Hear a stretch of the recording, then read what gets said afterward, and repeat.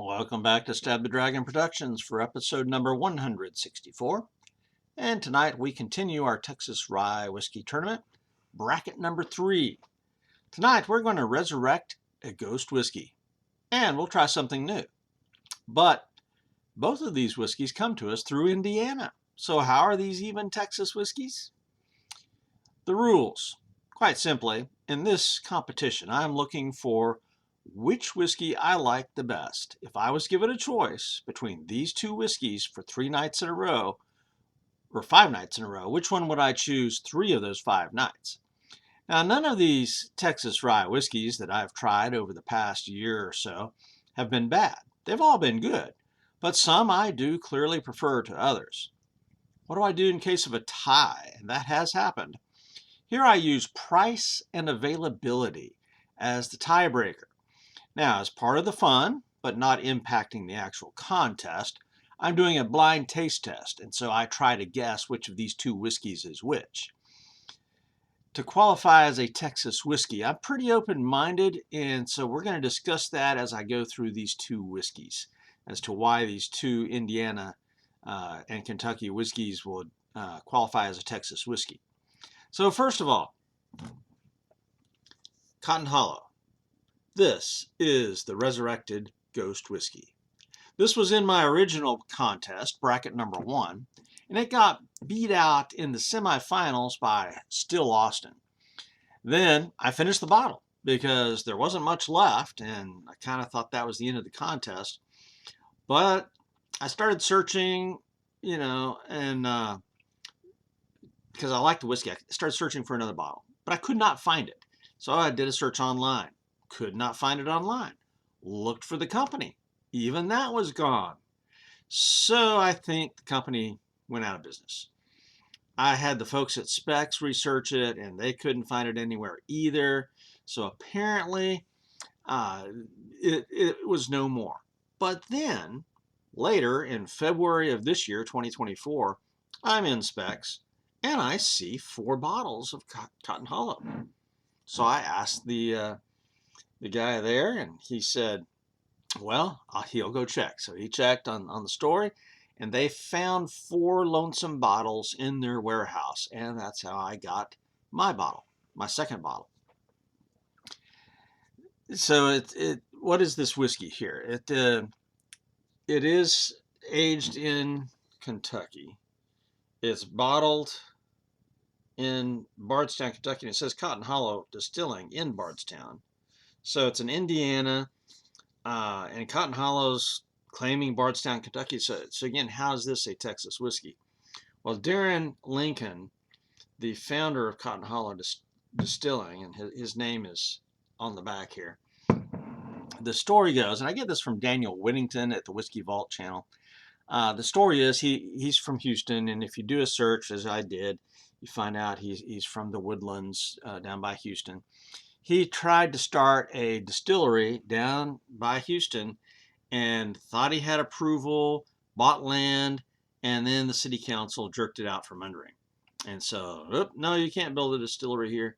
So he went to Kentucky and set up a bottling company there at Bardstown, and then contracted with MGP, and there you go. So that's how to lose a Texas whiskey company. But because he's Texan and he started off in Texas wanting to do this, this qualifies as an almost Texas whiskey. So I have included this in my Texas Rye Whiskey Tournament. There you go. I paid $45.45 at Specs in February of 2024.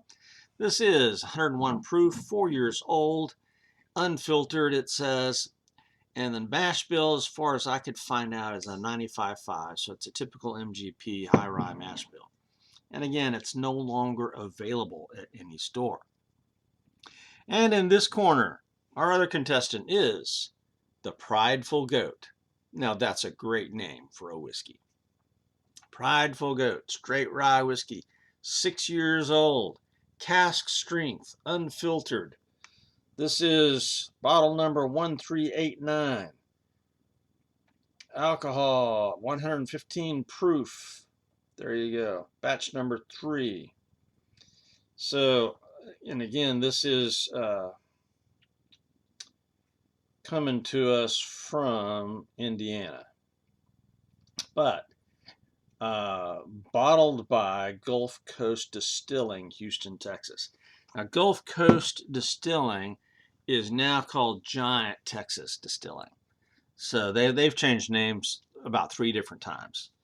Uh, but it is a huge facility down there in Houston. And this whiskey was started by Randy Sullivan of Dallas, host of Bourbon Real Talk, one of the best uh, whiskey tube channels around. If you want to check that out, Bourbon Real Talk is, and I mean, it's just a great channel. And so he's talked about how this whiskey started on that channel. He one of his recent shows that I really enjoyed. He gives kind of a behind the scenes look at the business of whiskey, how to produce it and market it, and just the nightmare story he told of marketing this whiskey in California was, I mean, it's so sad it was funny. I mean, it was horrific. But it's real. I mean, Bourbon Real Talk. He tells a real story about how difficult it is to run a whiskey business. Yeah. Uh, but I highly recommend his show. Uh, so those are the 2 contestants now, and I've poured them and mixed them up, so I don't know which glass is which. But Cotton Hollow is in glass number 1, and it's marked on the bottom of the glass. Prideful Goat is glass number 2. And then part of the fun is I try to figure out which is which, because now that I've mixed them up, I don't know, which one is which. And but one is 101 proof and one is 115 proof. So that, I should be able to tell by the first taste. Really, I think visually they look identical. I can't tell visually, but I think that proof is going to show. And I've got selected in my mind which one's going to win. We'll see if I'm right. So in judging these whiskeys, history, I think the advantage kind of goes to Prideful Goat because Cotton Hollow is now defunct. And so, I don't know, it is now in history. Bottle labeling and marketing. If you look at this, just the bottle shape, I prefer Prideful Goat. And if you look at the label's pretty cool. They've put a lot of thought and care into the label. Cotton Hollow, tall, skinny bottle. It's an attractive label, but I think I'm going to give bottle label and marketing to Prideful Goat. And of course, Prideful Goat is still out there. You can buy it. So visual appearance again is going to be a tie. I can't give a winner there. So we'll say tie for visual appearance. Now we move on to the nose. Will the high proof Prideful Goat stand out in the nose? My nose is terrible. I can generally smell Ryes, but not always. This has a little bit of a whiskey smell. Getting some caramel on the nose, honey, a little bit of rye spice. Not much of a nose, but it's enough for me to smell, so that's good. So all in all, that's a pleasant nose. Nothing stands out. Go to this next glass.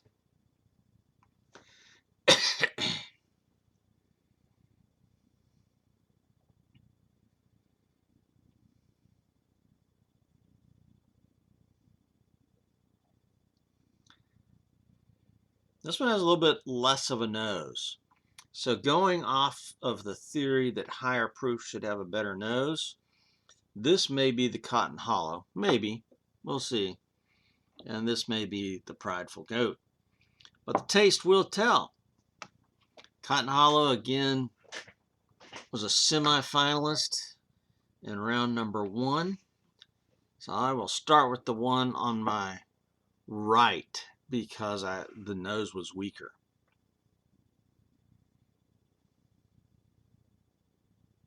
Still not getting much of a nose there.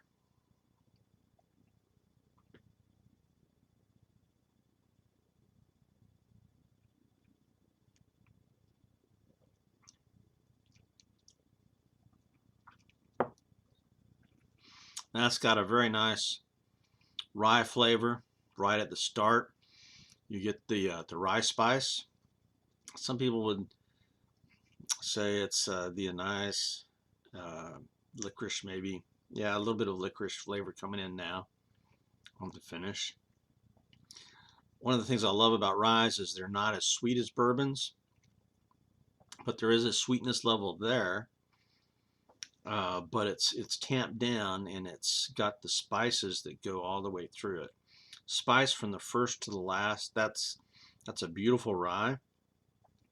The proof is appropriate, so that could very well be Cotton Hollow. I mean, I'm very familiar with Cotton Hollow because this is my second bottle.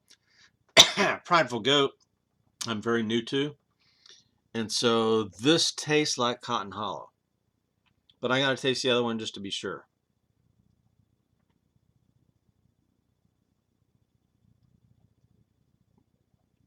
Yeah, that is a lovely 95.5 rye right there. That is classic. The burn is in fact, the burn may be that's pretty mild for 101 proof if that's Cotton Hollow. There's no way that's Prideful Goat. That's the Cotton Hollow. Okay, let me take a swig of Topo Chico.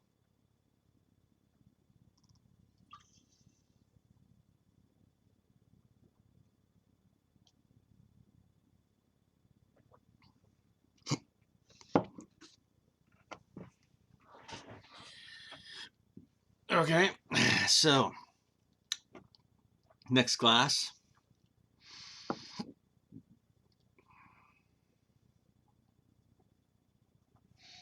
So the nose, I think, is stronger on this one. And that was my clue that it may be the Prideful Goat.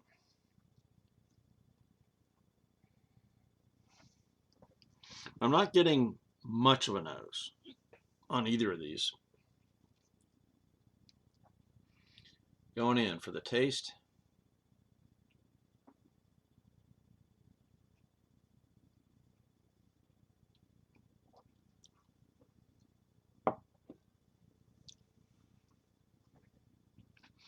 It's got a richer mouthfeel. Getting the rye spice.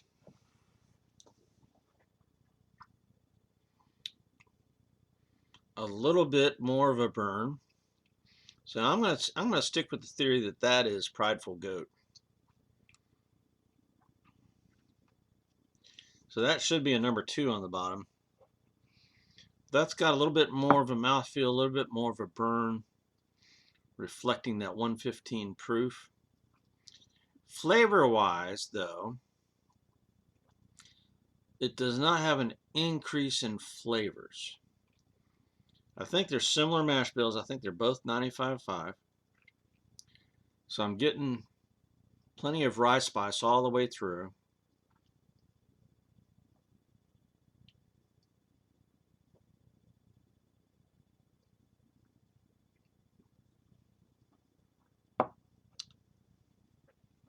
There's just a hint of bitterness in that one. A little bit drying in the mouth.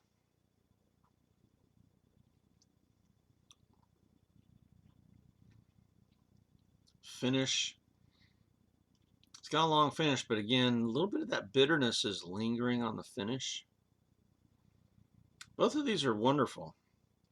And that 115 proof, I mean, it drinks fairly easy for 115. This will be hard because if this is in fact the Prideful Goat, I'm going to say this is number 2 Prideful Goat. I'm going to switch places now.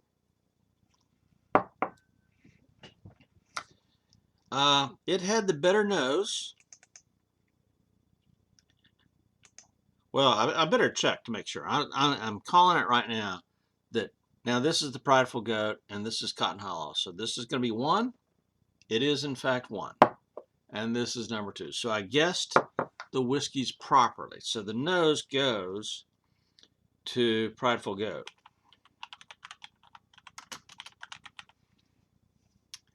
But the taste that I prefer is Cotton Hollow. There's just a hint of bitterness in the Prideful Goat. Mouthfeel and finish, though, dang, that's the hard thing. Mouthfeel and finish, I think, goes to Prideful Goat.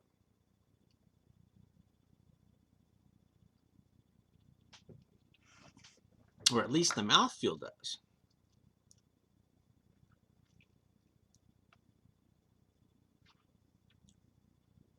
Yeah, there's something on the finish that isn't quite in my wheelhouse. It's not unpleasant. When I said it was bitter a while ago, it's not. That's not an unpleasant whiskey flavor. That is a flavor that I'll find occasionally. It's just not going to be my favorite. So the mouthfeel's there, but the finish, man, I'm going to have to split that. That's going to be a tie then, because I think the finish on the Cotton Hollow was a better finish.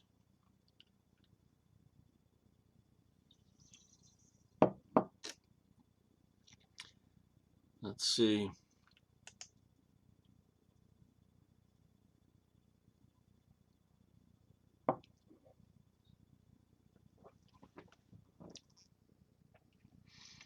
Yeah, and the mouthfeel is not that different.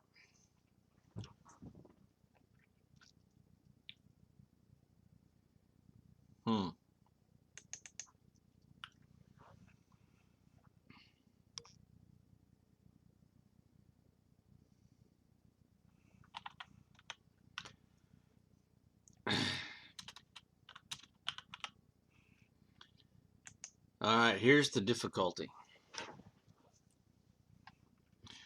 So many of these things go with Prideful Goat.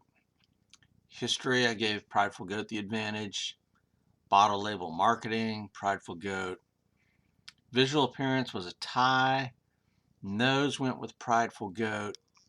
Taste, I preferred Cotton Hollow. Mouthfeel and finish was kind of a tie because I don't know. The mouthfeel is about the same, but the finish I'm going to give to Cotton Hollow because Prideful Goat had perhaps a stronger finish, but that bitterness is not my favorite. So Cotton Hollow gets that one. So which is which, man? I mean, this is very close. It boils down to the question: which one would I choose to drink 3 evenings out of 5? And I think so. It all boils down to taste, preference, and I'm going to have to go with Cotton Hollow.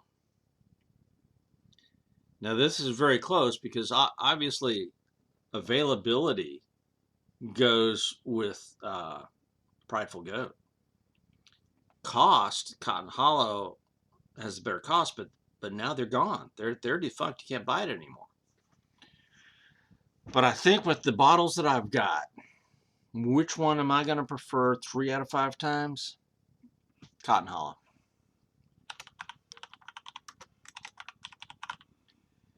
So there you go. I've got a winner. Cotton Hollow is the winner, but it's close. And because Cotton Hollow is not available anymore, you know, you can make a legitimate case for Prideful Goat, but going strictly off of taste and finish, yeah, I'm going to stick with Cotton Hollow. All right. Well, this is Stab the Dragon, and we have a winner. right here.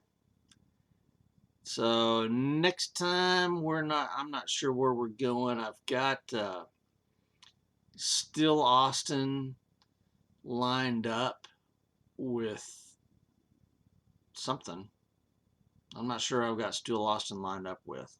I've got them lined up with somebody. Unbent. Yeah. Unbent, bottled, and bond. That's who I've got lined up with. So that'll be next time. Well, this is Stab the Dragon out here.